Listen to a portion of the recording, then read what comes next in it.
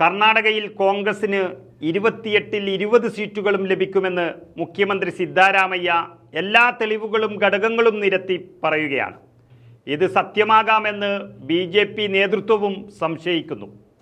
ഇതിനിടയിലാണ് പ്രധാനമന്ത്രി നരേന്ദ്രമോദി പോയിട്ട് അവിടെ ഇരുന്ന് മെഴുകിയത്. കന്നഡ ജനങ്ങൾ തന്നെ മൂക്കത്ത് വിരൽ വെച്ചു പോയ നിമിഷങ്ങളായിരുന്നു കഴിഞ്ഞ ദിവസം. അദ്ദേഹം തന്നെ, നരേന്ദ്രമോദി തന്നെ കോൺഗ്രസിനെ വിജയിപ്പിക്കുന്ന ഒരു ഘട്ടത്തിലേക്കാണ് കഴിഞ്ഞ ദിവസം എത്തി നിൽക്കുന്നത്. നല്ല രാജ്യസ്നേഹികളാണ് കർണാടകക്കാർ, നമുക്കറിയാം, അതിൽ സംശയമൊന്നുമില്ല. എന്നുവെച്ച് BJPയുടെ ചൊൽപ്പടിക്ക് നിൽക്കാനൊന്നും അവരെ കിട്ടില്ല, ഇതുവരെ കിട്ടിയിട്ടുമില്ല.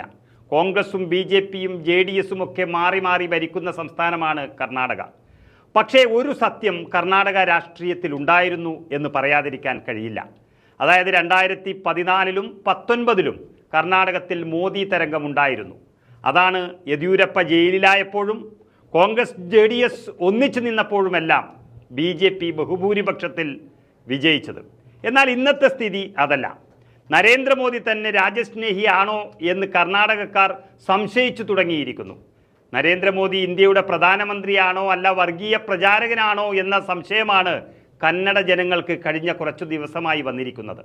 യെദ്യൂരപ്പ അടക്കമുള്ള ഏത് നേതാവ് തകർന്നടിഞ്ഞാലും മോദിയെ കാണിച്ച് വോട്ട് പിടിക്കുന്ന ഒരു സമ്പ്രദായം 9 വർഷം കർണാടകത്തിലുണ്ടായിരുന്നു. എന്നാൽ 2023 നിയമസഭാ തെരഞ്ഞെടുപ്പ് മുതൽ അത് കാണാനില്ല. തകർന്നടിഞ്ഞ BJPയെ രക്ഷിക്കാൻ ഈ ലോക്സഭാ തെരഞ്ഞെടുപ്പിൽ മോദിജി ഉണ്ടാകുമെന്ന് പലരും കരുതി. പക്ഷേ പച്ചക്കള്ളം പറഞ്ഞ് വർഗീയ വിഷം ചീറ്റി ജനങ്ങളെ വെറുപ്പിച്ച് നരേന്ദ്രമോദി കടന്നുപോയി. അതോടെ ആ പ്രതീക്ഷയും BJPക്ക് നഷ്ടമായിരിക്കുന്നു. കർണാടകയിൽ മോദി പറഞ്ഞ പച്ചക്കള്ളം ജനങ്ങൾ തന്നെ ചർച്ച ചെയ്ത് പൊളിച്ചെടുക്കുകയാണ്. അതായത് കോൺഗ്രസിൻ്റെ സംസ്ഥാന സർക്കാർ അടുത്തിടെ മുസ്ലിം സംവരണം കൊണ്ടുവന്നു എന്നും അതുവഴി മുസ്ലിങ്ങൾക്ക് പലതും നൽകിയെന്നുമാണ് പ്രധാനമന്ത്രി കഴിഞ്ഞ ദിവസം പറഞ്ഞത്. എന്നാൽ സത്യം അതല്ല. ചിന്നപ്പ റെഡ്ഡി കമ്മീഷൻ റിപ്പോർട്ടിൻ്റെ അടിസ്ഥാനത്തിൽ മുസ്ലിങ്ങൾക്ക് വിദ്യാഭ്യാസത്തിലും തൊഴിലിലും 4% സംവരണം നൽകുന്ന പദ്ധതി 1994 നടപ്പിലാക്കിയതാണ്.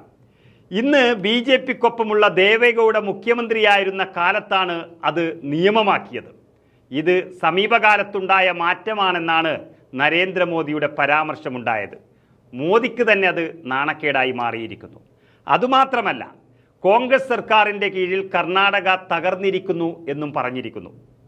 നമുക്കറിയാം, 5 വാഗ്ദാനങ്ങൾ നൽകിയത് മാത്രമല്ല, 5 വാഗ്ദാനങ്ങളും പാലിച്ചുകൊണ്ട് കർണാടകത്തെ നല്ലൊരു സംസ്ഥാനമാക്കി മാറ്റി ജനങ്ങളുടെ എല്ലാ പ്രശ്നങ്ങളും പരിഹരിച്ചു നിൽക്കുകയാണ് കർണാടകത്തിലെ സിദ്ധാരാമയ്യ സർക്കാർ.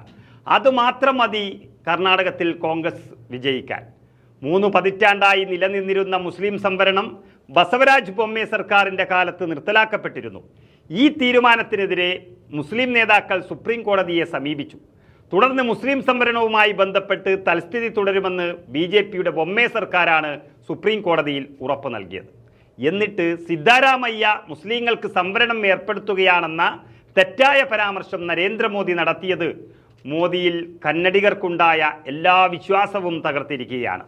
അതിനോടൊപ്പം NDA MP-യും സ്ഥാനാർത്ഥിയുമൊക്കെയായ പ്രജ്വൽ രേവണ്ണ, അദ്ദേഹം നടത്തിയ പീഡന കേസിലും അവർ നാരായണക്കല്ലെടുത്തിരിക്കുകയാണ്. കൂടുതൽ നിൽക്കാതെ മോദി കർണാടകത്തിൽ നിന്നും ഓടി രക്ഷപ്പെട്ടതും അതുകൊണ്ട് തന്നെയാണ്.